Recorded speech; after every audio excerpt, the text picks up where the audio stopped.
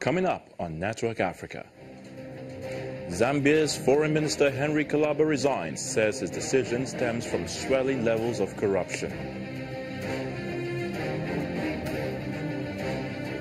Uganda's President Yoweri Museveni scraps 75-year age gap for presidential candidates.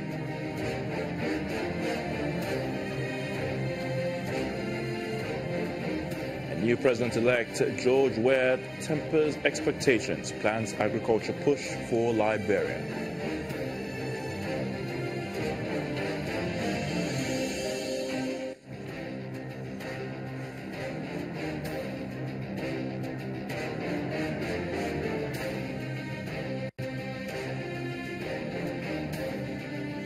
Hello and welcome to the program. I am Ayotunde Balogun. And we begin in Zambia, where the foreign minister has announced his resignation from office, citing the country's failure to tackle corruption and greed as his reason. In a Facebook post, Mr. Henry Kalaba said his decision was prompted by the swelling levels of corruption perpetrated by those he expects to be the solution to the country's many problems within President Edgar Lungu's government. However, analysts say the move is an attempt to put pressure on President Lungu, who is considering seeking a third term where there is currently a two-term limit in the country's constitution. Meanwhile, the president's office says it is yet to receive an official resignation letter from Mr. Henry Kalaba. Uganda's president, Yoweri Museveni, has signed a law that scraps a 75-year age cap for presidential candidates. A spokesperson for Parliament announced the signing that will now allow the 73-year-old president stand for the next election due in 2021.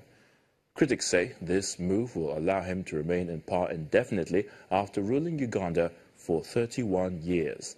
Mr. Museveni is the latest of a growing list of African leaders who have either changed the law or used other tactics to thwart opponents and hold on to power long after their tenure has ended. Let's go to Liberia now, where the president-elect George Weah has set modest goals for his 6-year term, calling for Liberia to start exporting crops and repair infrastructure in his first interview since winning the election last week. Weah rode a wave of youth support, but he will need to manage expectations as he attempts to revive one of Africa's worst-performing economies. Liberia spent years recovering from civil wars from 1989 to 2003 that killed hundreds of thousands of people, and then was hit more recently by low prices for its chief exports, iron ore and rubber, and an Ebola outbreak from 2014 to 2016. More than 60% of Liberians depend on agriculture for their livelihood, but the sector has languished owing to low productivity, forcing Liberia to import more than 80% of its staple foods. What I just want to encourage our people to grow more food, to be self-sustained, so we can be able to also export. So the government have a responsibility to help our people with crops, to bring in good programs, agricultural programs, bring the right people to help them to grow their own food. We have a fertile soil that we can grow anything. So we need to encourage our people to go to their farms and have the mechanism put in place for them, so we can encourage mechanized farming, our neighboring country exports, and what we have, we are competitors. But for us, we don't have the capability to export because we don't grow more. So food security is important for us, to compete with our counterpart. And looking at Ghana export even the what you call palm butter in a can, the palm, so we can do the same. Liberian President-elect George Weah. The Mauritanian national currency is now wearing a new look with the zero knocked off. As a result, currency traders are seeing a surge in demand for euros and dollars. Sources say the change has prompted Mauritanians to haul out stashes of old banknotes and convert them into dollars and euros. According to a currency trader in the central market, the change has made business gone up fivefold.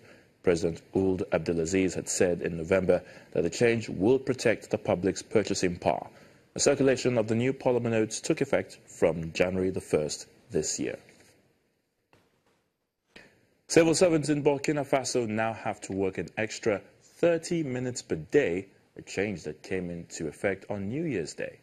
A working day now begins at 7:30 hours local time and ends at 1600 hours with a 30-minute break instead of starting at 700 hours and finishing at 1530 hours. Now, Burkina Faso's government says it has decided to make the change to improve poor staff performance. The Burkinabe government has made a number of promises to improve facilities for civil servants, including new canteens, transport arrangements and disabled toilets. But the civil servants there complain that these have not yet been fully implemented.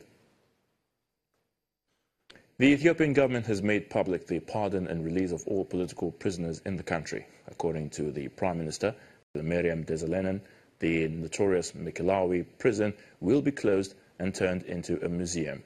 An independent task force has also been set up to investigate human rights abuses and the handling of prisoners. Ethiopia has faced more than 2 years of anti-government protests, with demonstrators calling for political and economic reforms, which prompted a crackdown and thousands of arrests.